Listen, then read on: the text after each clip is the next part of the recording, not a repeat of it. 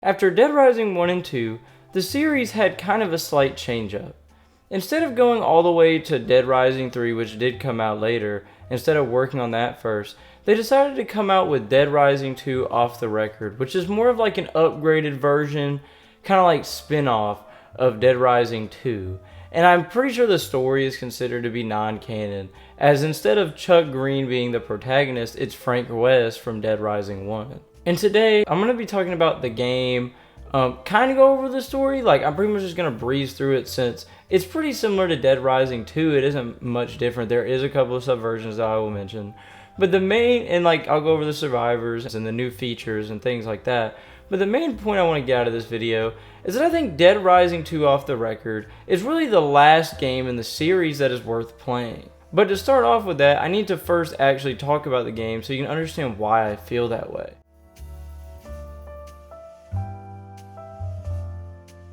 So as soon as you start the game, you'll realize that instead of the whole, Chuck Green being in the TIR motocross stuff, instead of that, it's Frank West being like, in his like washed up have-been era.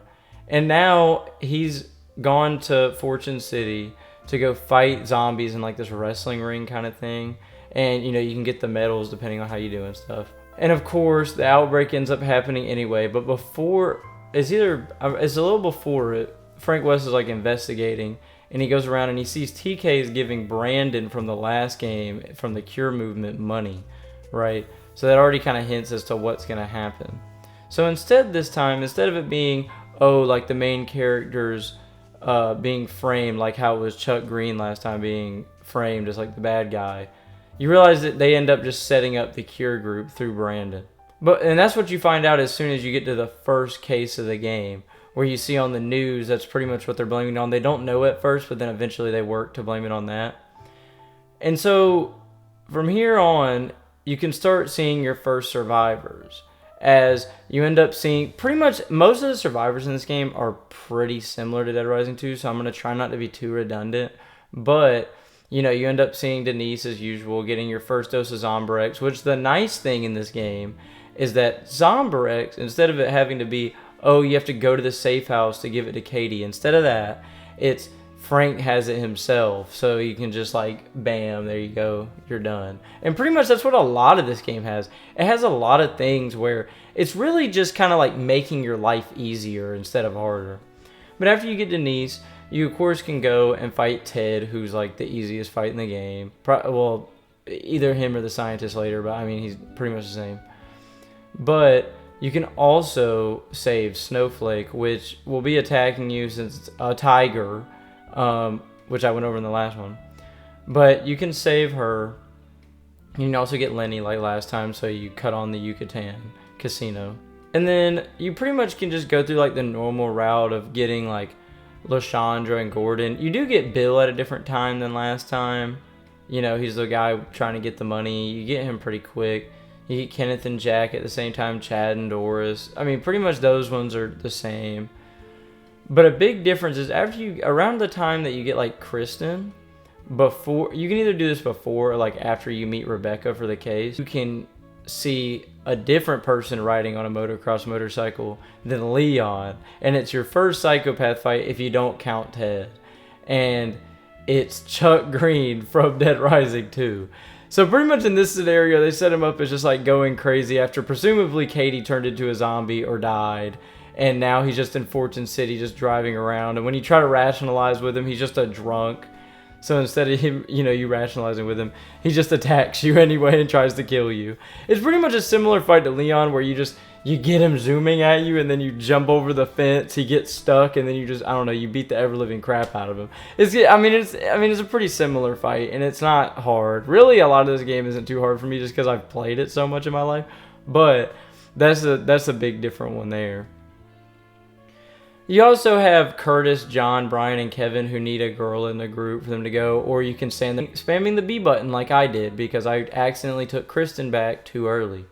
You also have Randolph, who's the art appreciation guy, which I'm pretty sure in Dead Rising 2 you get him like way later, but for some reason we find him pretty early in this game. You have to pay him for his crappy art or whatever. But Walter and Royce are the next two. But the cool thing with them is, instead of finding them in the normal spot you would, in this game you find them in the new area, the Uranus zone, which is a big addition to the game. So in Dead Rising 2, if you remember, there's a little spot that says coming soon on it. And in Off the Record, they end up developing that into like a whole other section of the park, where there's like a bunch of like arcade games you can play as Frank. You can like, there's a bunch of rides. There's a bunch of different stylized zombies and like weapons you can make in that area. There's also a bank that you can go back to later with all these safety deposit box keys that you get. And you can get like a whole bunch of money, but my main thing I will get to later, as I feel like it's what helps you a lot with a later quest. But yeah, you find Walter and Royce there, you pick who's the funniest, you know, one runs fast, one walks slow. And one thing I'll go ahead and say is the AI in this game, it's a lot better than Dead Rising 2, even though Dead Rising 2's wasn't the worst when it came to survivors, there still were some bugs. Dead Rising 2 Off the Record is definitely overall like better, they're a lot easier to get back. So by the end of case 1, what you end up doing is you meet with Rebecca and you go and find the security footage has been destroyed and the guy has been killed. But there is something they end up taking back to the safe house. But eventually they find out, they end up seeing Brandon on the cameras taking away the Vicky girl from the last game, who in the last game was actually alive. But in this game, he ends up killing her. And you have to go and fight him just like last time. He goes into stalls. He jumps out of them to slash you with glass. And, I mean, it's just this. I mean, it really is like the same fight. After this, you can find people like Jared, who need Zombirex to come back with you, and Sven, who will give you Zombirex after you save him. And our next psychopath is Antoine, who is the chef from Dead Rising 2. And it's literally it's the same fight again. You fight him, he's like throwing pans at you and like all that crap, and then he'll heal if you don't kill him in time. But after you get rid of him, what I do first is I go get Jasper, and then I like tell him to stay on the roof. I go fight him, and then after that I call Jasper down. You can get Cindy, and then you can take both of them back. But what's interesting in this game is instead of Cindy being like, oh my gosh, I hate you, Chuck, because I don't trust you, she likes Frank because Frank's like a celebrity. You have Terry and Willow, who you get again, where like you have to carry Willow while Terry follows you. Mark and Irvin are two new survivors that you get. They make me really mad though, okay? I literally did it so fast, and I remember the first time when I was doing it in this playthrough, I literally did it so fast, like I immediately went to both of them. But literally right before I get there, one of them just fell and died, right? Like, come on, bro. Like, why are y'all hanging on the side anyway? It's the dumbest crap I've ever seen in my life.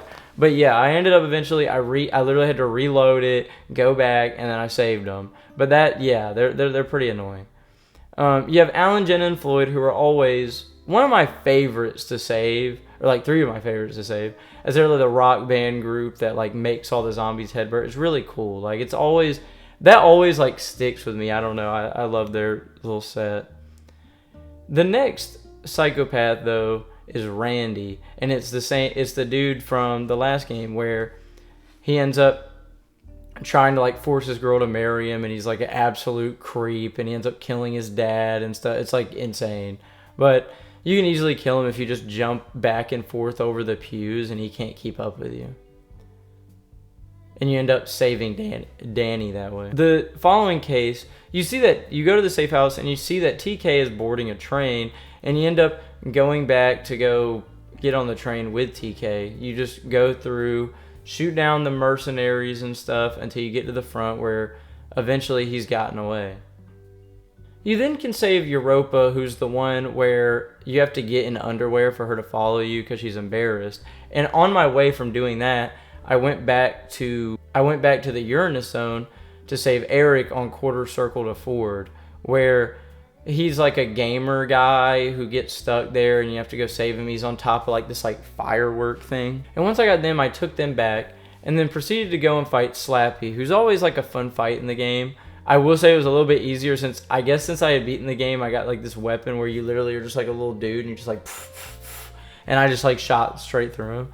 But you know, he's like running around on his skates, going around. He's always like one of my favorite fights though. One of my favorite survivors always is right after that when you get to save Lynette, and she ends up leading you to where you can finally get the cut through from the Palisades to the Royal Flush Plaza, which saves so much time, makes so many missions way easier, more possible. Like, you will say, like, if you ever play this game and don't do this mission, I don't understand why. It literally saves so much time. Like, it's ridiculous how long it takes to get from the dang Royal Flush Plaza to the Palisades. Even if you're at level 50 and you're running around really fast, it still takes an absurdly long time. It's just annoying to traverse through. And you also have, like, Luz that you save, who's, you know, you have to get the golf club for later again. And Janice, who you have to protect. You have to have a gun for him to follow you. Case 4, like, TK's, like, group is, like, going to blow up the vaults and, like, open them to try to steal the money. Which, I always wonder, like, dude is rich as hell already from Phenotrans or whatever. Why is he doing this? Like, he's already, like, some super rich celebrity. What is even the point, right? But you end up going and breaking all their drills. And then you see there's an armored van and you can blow it up and destroy that as well. You also can fight Carl, who's the next psychopath, who's the dude with the bomb. But, you know, like with the mail bombs and stuff. But what I noticed in this game, and this happened once I got to the second half of this playthrough, and I wanted to mention it as something that is kind of a broken mechanic in this game, is sometimes I've noticed my playthroughs will glitch, and I'll show it in the footage, where, and I would have to reset my game after a while, or it would just break. It would just instantly skip the cutscenes, and I wouldn't press A or anything. Instantly skip the cutscenes. And also, when I would take back certain survivors, it would skip them, like, when it shows them, like, on the screen, and it's like, and they'll be like, oh, hey, thank you for getting me back, or whatever they say. And it would just break. The text would be stuck on my screen, but I would never get that cutscene. And even when I saved the game, it would stay on my screen. And the only way I could fix it was by either resetting the game or letting it freeze on its own and then kicking me out of it and go back in. Honestly, that's like a really weird thing. And it's one of the things that I consider pretty broken in this game. But you can take out Carl, you get Zombrex from him. And you can also go find Tomomi, who's a new survivor. And she's like fighting these mercenaries as... like, she's like a karate girl fighting mercenaries, and you have to save her from, and they're like TK's mercenaries shooting at her. She's pretty easy to get back. So then on the next case, whenever Rebecca goes to her source, she gets kidnapped. Ooh. And you have to get $1 million and take it to the Shoal nightclub at 7 p.m. to go find her, just like Dead Rising 2. But before that, we have a lot of things we can go do. So you'll have the 4 sniper guys appear, which what I learned in this playthrough was you have to take out the other 3 before you go fight the cinema guy, which I never knew was like a necessity. Like I normally just take them all out, and I guess I just happened to do him last, but I never noticed. Like it literally, I went to the cinema rooftop, nobody there. So then I went around, took out the rest, and then went to go fight him. And one thing I wanted to ask you guys, if any of you have ever played the game, is the insta sniping supposed to happen? Like, I would go up and fight one of these people on the roof, and if I wasn't immediately like blocked, like the worst one was the guy that's on the, I think it's the Platinum Strip on the bottom. He's like up next to Fortune City Hotel in the little like boarded up area. Literally, it was nearly impossible to get up there and fight him. I had to like cheese it because every time I tried to get up there and fight him, it would just insta boom, boom, boom. Like, and he'd never have to reload his sniper, and he would just keep insta shooting over and over again, even if I got hit. It was like the weirdest thing. And he wouldn't fight me with his knife either. It was like, I don't know, it was extremely strange. And it happened with the 2 other ones, but if I went behind somewhere where they couldn't shoot, it would like change up and go back to normal.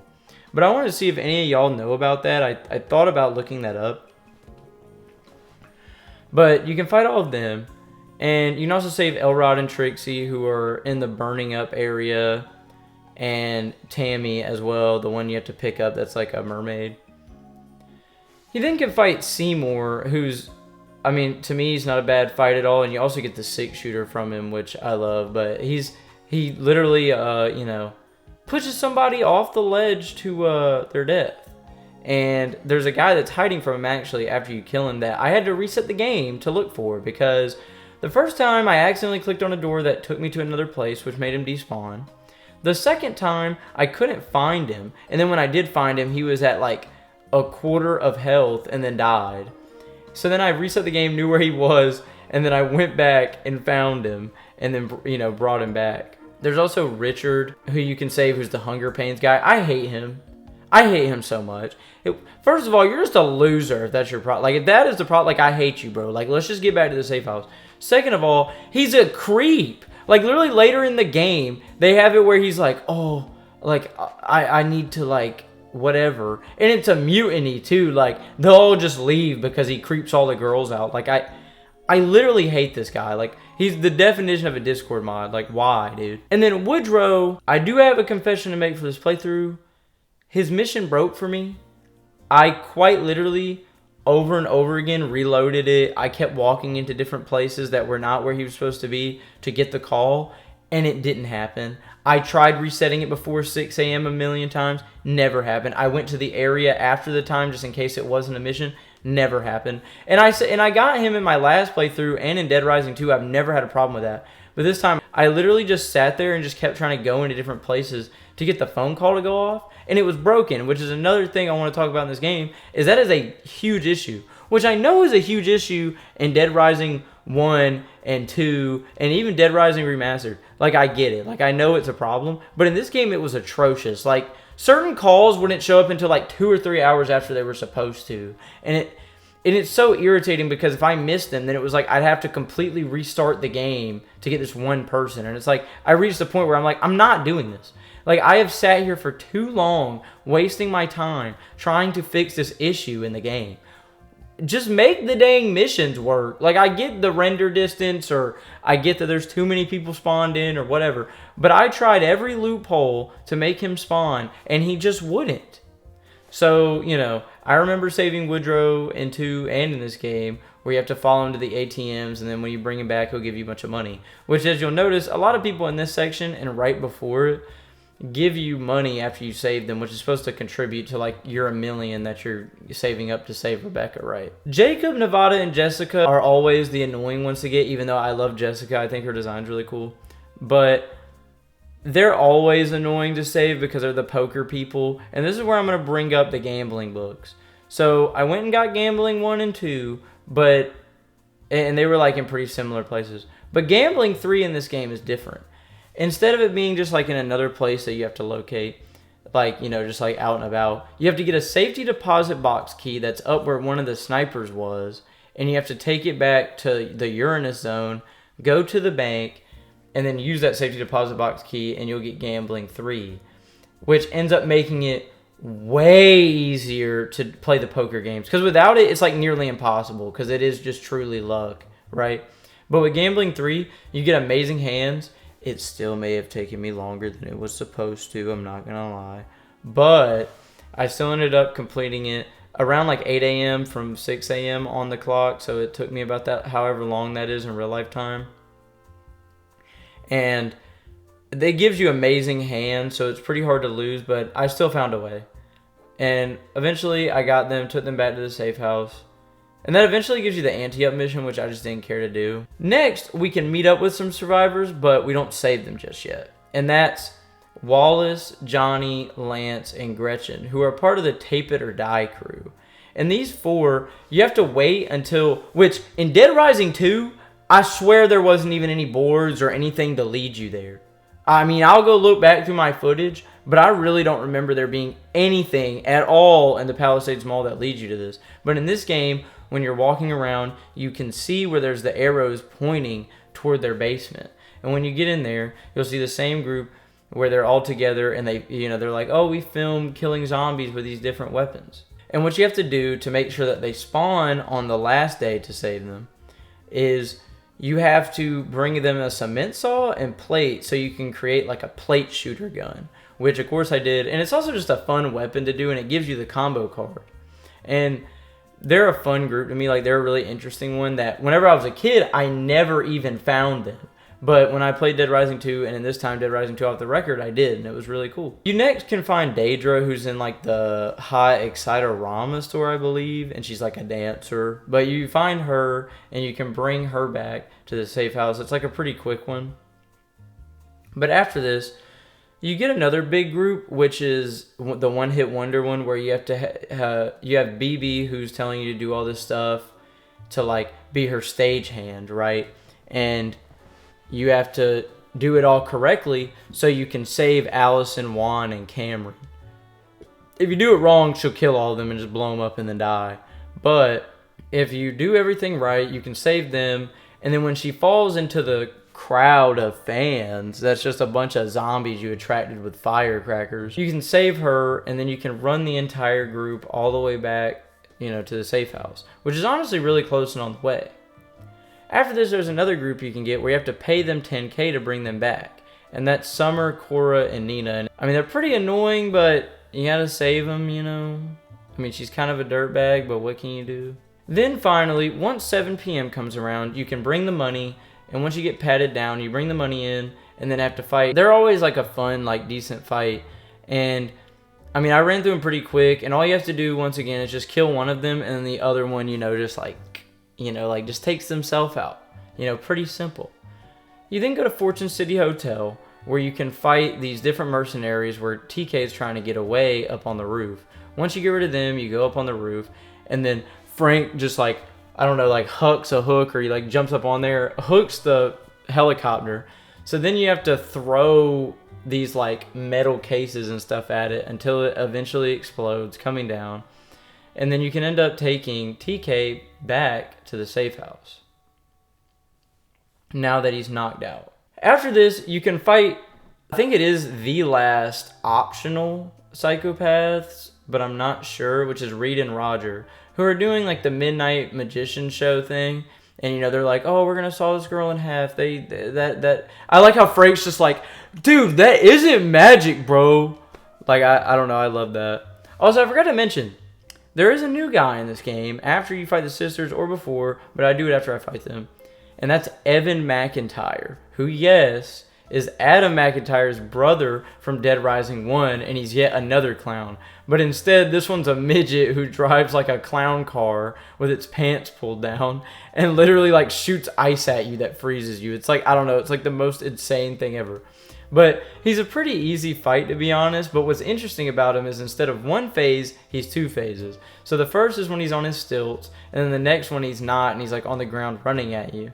And you just have to make sure to avoid letting him jump on you, or he does a whole bunch of damage. He's a decent fight though. But like I said, then the next fight's Reed and Roger, and I don't know, I just love Frank's stupid comments, or just complete jokes after taking them all out. I know that's the point, but it's just funny. I don't know, dude, it gets me. What was the one he said? Oh my god. He said something oh, you crack me up, whenever he pushes the clown over and he busts, dude. Oh my god. What?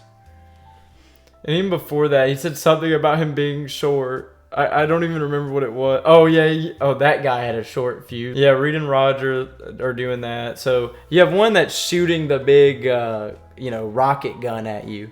And then the other one is coming at you with the scimitars. I normally take Reed out first and then Roger. What happens after you take them out is eventually, they're both crawling on the ground and they die. But Roger ends up just stabbing the hell out of Reed because of how mean he was to him. And then just leaves, I don't know. He's just nah, dude, this ain't it. You then can find Lillian and Camille, which Lillian takes place of the guy from Dead Rising 2 who has the gun. And if you don't save him, he'll just or exit game kind of deal. And she's if you don't find my mom, I'm gonna do it. And you're no, don't, just let me go find her. Which you'll find Camille in the food court. You bring her back to the rooftop. They make up, then they kind of fight again, but they make up overall, and then you can bring them back. You then have Esther, who in Dead Rising 2 you get all the way back at the beginning of the game, but in this game it's all the way towards the end. And, it's the same interaction where she's oh, those are all action figures. And Frank's eventually all right, they're zombies, okay? Understand, don't be stubborn, let's just go back to the safe house, all right? And she's oh, that's fine, but you have to carry me, though. So you carry her back. But what's cool is, if you did the Tape It or Die mission before, you now can find the Tape It or Die crew fighting for their lives as they tapped into the emergency contact so they could get a hold of the safe house.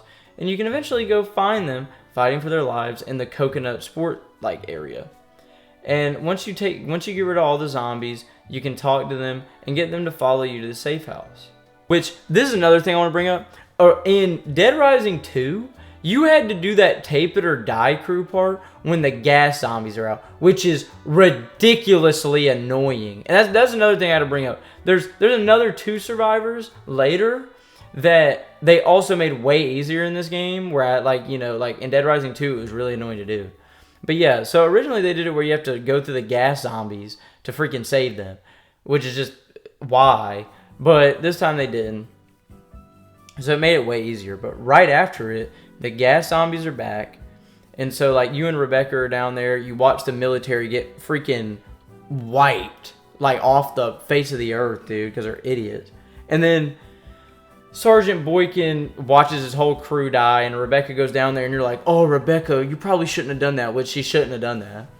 And you end up finding Rebecca beaten up by Sergeant Boykin, who still thinks his whole crew is alive, so he's like acting like he's like, oh, you're doing great on your flank, bro. Oh, yeah, wait, I need ammo. Rolls over to him, takes the ammo out of his pocket, puts it in. He was honestly not a bad fight this time. I feel like it was pretty simple. And once you take out Sergeant Boykin, you then can save Rebecca, and you have to carry her back, just like in Dead Rising 2. But this is where my difference comes up. So, right after you leave and you exit and go up the ramp to start walking her back, this time, Sergeant Wu and Private Kuss are both right there on the outside of where you were. So, instead of being barricaded up in the worst place ever, right, and you have to make sure you have no guns on you, of course, just like last time. But in Dead Rising 2, when you're saving Rebecca, you're walking with her already. And then you have those two, which one of them was injured, right? So what you would have to do that was reasonable, because I don't know how else you would do it. I mean, I know I suck at video games, but like, come on, bro. In Dead Rising 2, you would have to just leave Rebecca out there because she has plot armor and can't die. Go over and talk to Sergeant Wu and Private Kuss. Have to carry Private Kuss on your like the little shoulder walk, or he would walk like, just like one little tiny step every 20 years, right? So you'd have to do that, and then like Sergeant Wu would follow you, and then you bring them back, and then you have to walk back outside, get Rebecca, and then bring her back. But in this game, they make it where Private Kuss isn't injured, so they both walk like normal, and they're right where you come out. So they're more of like an entourage following you and Rebecca back to the safe house, instead of you just having to do this really redundant backward strategy that the fact you even have to do it is kind of stupid. You know what I mean? Like, what? Like, it defeats the why do I want to do this? Right? You get her back, and you get those are the last 2 survivors that like you can actually save that I got back. And after this happens, the safe house door ends up opening and getting breached, so you have to do that like mission where they're all fighting for their lives down there, and you have to get like a spool of wire and the gas tank and the battery.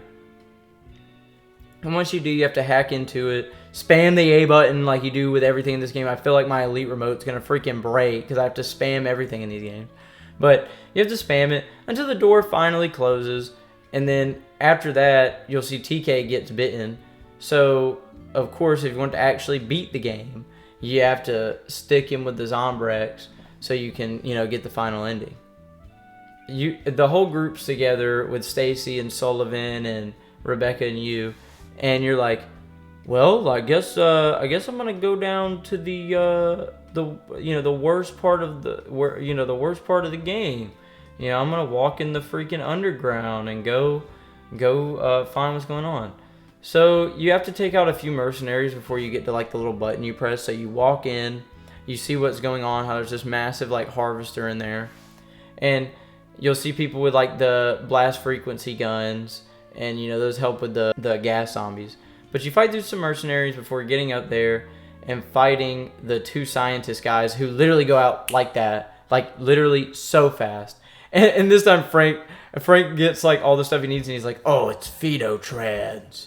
And then, like, you do everything. But then he grabs his coffee and, like, takes a sip of the dude's coffee, and it's just like, by the way, your coffee sucks. And just, like, throws it at his dead body. Like, bro, what the hell? Like, why? He's just a menace, bro. Like, I love him, but he's just a menace. So then, or after you take them out, you go back and you're like, all right, guys, it's Phenotrans. We know what's going on. We got to get this back to HQ, bro. Like, we got to let them find out about this. And then you're sitting there thinking, like, all right, this is where Sullivan betrays everybody. and he like shoots Rebecca and kills her, and all that stuff. Not this time. This time it's Stacy. And when you go to grab her hair, her freaking wig rips. And you're like, holy crap. And meanwhile, while they were fighting, she shot Sullivan, who then fought back because he had a bulletproof vest on. But then she ends up shooting him in the back. And this time Sullivan's actually the good guy, not the bad guy. He's like, even though you think he's set up to be the bad guy just like last time, he's actually good. And Rebecca gets shot, so we don't exactly know what's happened with her. But Stacy is now gone. So now you got to track down Stacy as Sullivan passes away. And whenever you examine Sullivan's body, he's like, Sullivan, you were a good man. Which in this game he was, but last game. This is, to me, the worst sequence in this game. In terms of like, I don't know, I just feel like why, you know what I mean? So, pretty much, when you go out to go find Stacy, you first have to destroy these harvesters that the mercenaries are all covering. But what's annoying is with these harvesters, which by the way, I spammed skateboard so I could fly through this, and it still was like just terrible. And I also got the motorcycle for part of it. But each harvester you find will typically have 2 mercenaries with actual guns, and then 1 mercenary who's shooting the blast frequency gun. The problem is the blast frequency gun guy. Because if you don't take him out immediately, they'll just spam shoot you the blast frequency gun, and Frank will just keep hurling and dropping his guns and dropping whatever he's holding, and the other ones will just light you up until you're dead. And I literally died like, I think 2 times this time. It's so annoying. Like, why did they even do that? But it's like, it's weird because they made a lot of other stuff in the game a lot easier, which, I mean, I like difficulty, so I really don't mind it. It reminds me of the end of Dead Rising 1 that's pretty hard. But I enjoyed that, like, aspect. But it does feel kind of jarring, though, whenever they made, like, this last thing with Sergeant Wu and Private Kuss a lot easier, but then made this way harder and just add, like, extra time to the game, which, I mean, I guess it's good because it adds more features to the game, more reason to get it because there's a different part of the story. But it can kind of feel like, why? So once you destroy all the harvesters that are harvesting all the queens, because you find out, Phenotrans is trying to infect more of the population to make people scared of the zombies, so they'll pretty much raise their stock price and buy more of the product, while also making it where they can get more of the product. As you take out all the harvesters, you'll find Stacy in the new Uranus zone. Where I have like one of my favorite sequences though, where Frank just whips out a chair and just like sits down. He's just like, I don't know. He's just like, all right, so and he literally like sits back. So why don't you go ahead and tell me what's going on here? And Stacy's just sitting there like, yeah, we're doing this for the greater good. We had to get rid of, we're killing all these people so we can make more product. It's to save people, definitely not for the stock price, right? And eventually, once you get to the end, Stacy ends up, she remade a robot or whatever, or like a part of the ride into like a mech robot, which, part of these, I always like how part of these games just have some like absolutely goofy, unrealistic, because I mean, it's already unrealistic. You're already in a world with zombies, like, come on. But there's like, I just always like when you get one of these instances, just like Dead Rising 1, where you're fighting the dude on a freaking tank with your bare fist. Yeah, so this time the unrealistic thing is she's fighting you on a freaking robot. And you have to destroy the arms, like they'll slam. And then when they come down, you just have to break the arms until it gets through. It'll go through 1 line of health. It'll break a little bit and she'll become more aggressive. You break that one. And then whenever the arms are gone and it's just the head, you have to wait for it to land like in the middle of the section, and there will be these 2 boxes on the side that will like blink green if they're ready, or orange if you've used them and you have to wait. And when she's down there, you have to go up to the box, you hit on it, and it shoots rockets at the head, which then makes the head come down. And you have to do quick time events with Stacy 3 times, where you have to like beat her up on the robot. And once you do it the 3rd time, you knock her out and you win. But when you get to the cutscene, you'll see you end up like knocking her off the side, but she still manages to get away and then ends up getting the best of you, and you fall on the ground and the robot is still hanging above your heads. And she's like, all right, Phenotrans, come on, like, come pull me out. I'm ready to go. And then all of a sudden, Frank looks up and he sees where the robot's just falling and then just flattens her. And then he's just like, I always knew you had a crush on me. Like, bro, what? Like, come on, bro. Anyway, though. So that happens. You end up getting the phone and you call the station and you're like, all right, come pick us up, please. And when you go to escape, Frank is like, and also, the main thing he's like, though, which is weird, instead of being like, where's Rebecca? He's more like, where's TK? Like, he's going to answer for his sins, right? So then you go back, because, like, you know, in Dead Rising 2, it was, where's Stacy and Katie? But in this one, it's, where's TK? So then you go back in, and you'll see where it's all empty and TK's gone, and you're like, oh, crap. Overtime again. So you end up finding out that Rebecca was alive when she got shot. She did not die, but she is very wounded.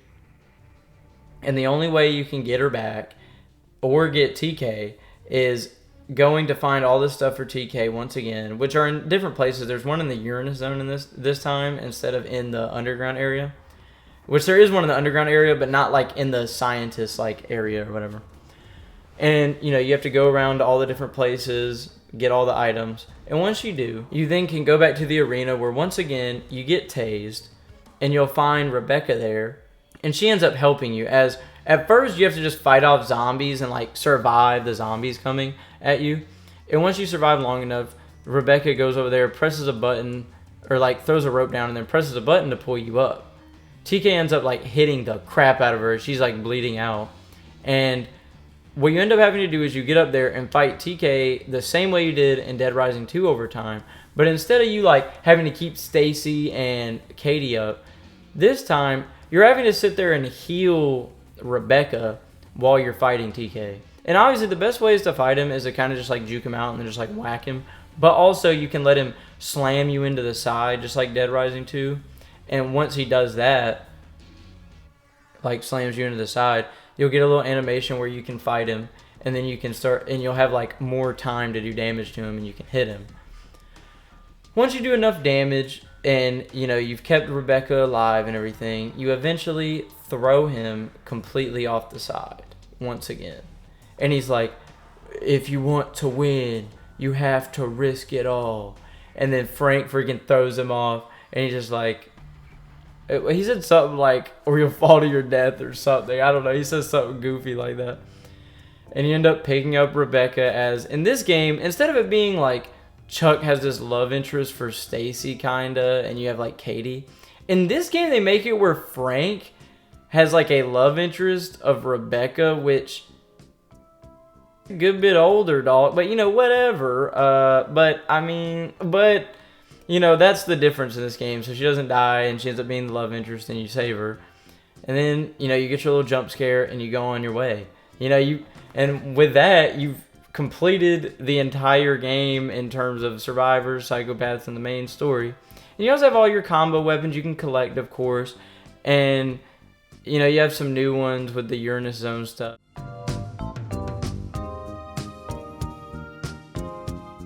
One thing I also wanted to talk about is the sandbox mode that was newly added in Dead Rising 2 off the record. I feel like it's really fun, and honestly, it's really good for, like, if you're somebody who cares about, like, achievements and things like that in the game, because in Dead Rising 2, if you wanted to do, like, you know, killing all the zombies kind of achievement, you would literally have to, like, go into a save game, like, a new game completely, and then, like, have to go through the whole thing, get in the SUV and everything, and then just go, you know, doing, like, the same route over and over again. And like being on timer and having to do it. But now you can just go into sandbox mode and then just march your way through zombies. Like I said, I did it with the SUV, like I've been doing the SUV, but there's also like a glitch in the game you can do, but I decided not to use it because I felt like it wasn't fair. But yeah, the SUV also brings me to another point of one of the big items that you can get in the game is rideable vehicles. The first one you'll get is the motorcycle that's at the arena. And then the second one you'll get will be Chuck's motorcycle after you take him out. But then you can also buy these other ones. You can buy a chopper. You can buy the SUV, which is my personal favorite, and the one that I mainly use to kill a bunch of zombies with in sandbox mode. And you can also get the sports car in Fortune City. And they all cost a lot of money. Like the SUV was the one that cost the most, I believe, and it was $2.5 million. But you can easily get it if you just play the game. But the sandbox mode also includes a bunch of challenges, which I will say I kind of have grievances with them. I have grievances with the fact that a lot of them are kind of the same thing, but just reprinted. Like, it'll be like, oh, kill 30 zombies in this time limit. And then it'll be, get this many PP in this time limit. And it's like, dude, that's just the same thing, but with a different tone of paint on it. I mean, I don't know. It's the same exact thing, though. To me, those can kind of be lame, but the ones I do like are like the Balloon Man Challenge and like the one that you get the Fountain Lizard combo card from, where you have to lead a bunch of zombies like around the stage with fireworks or firecrackers, just like whenever you're trying to do the BB mission. You have to do that, and then if you get like 25, then you'll get the gold medal and you'll get the Fountain Lizard combo card, which just adds like another variable in the game to, have fun with. So overall, I truly do think that the sandbox mode is a good addition to the game. And honestly, while it doesn't add like the most ever, it still does add a lot and makes it where even more so it makes sense that they made another game. It felt like something that was missing from Dead Rising 2, and now Off the Record has it.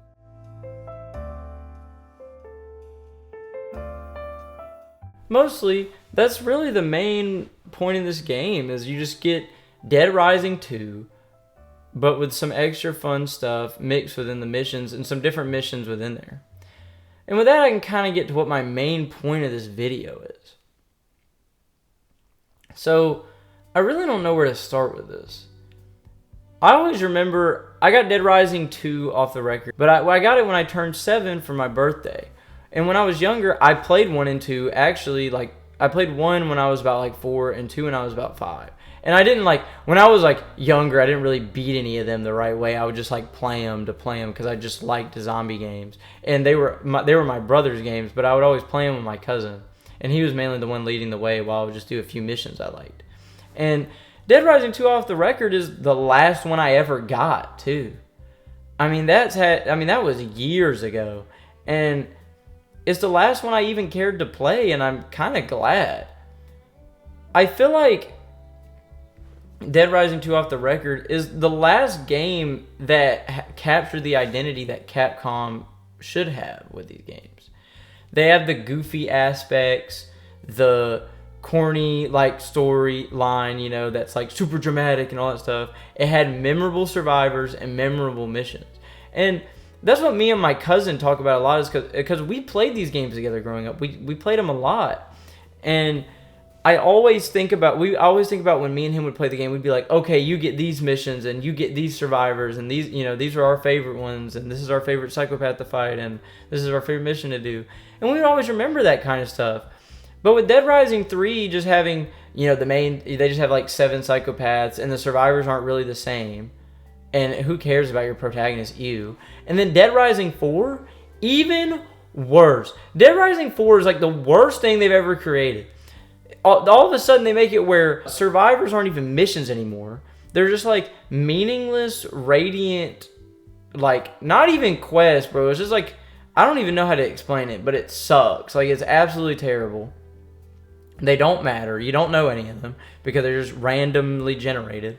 The psychopaths aren't the same. The gameplay sucks. And not to mention the story is terrible. Like, yes, I get the story in all these games is goofy. It isn't really the main point. But in Dead Rising 4, it's like we're getting an exo-zombie, Frank West, who has to try to cure himself while he's an exo-zombie. Like, what are we doing, right?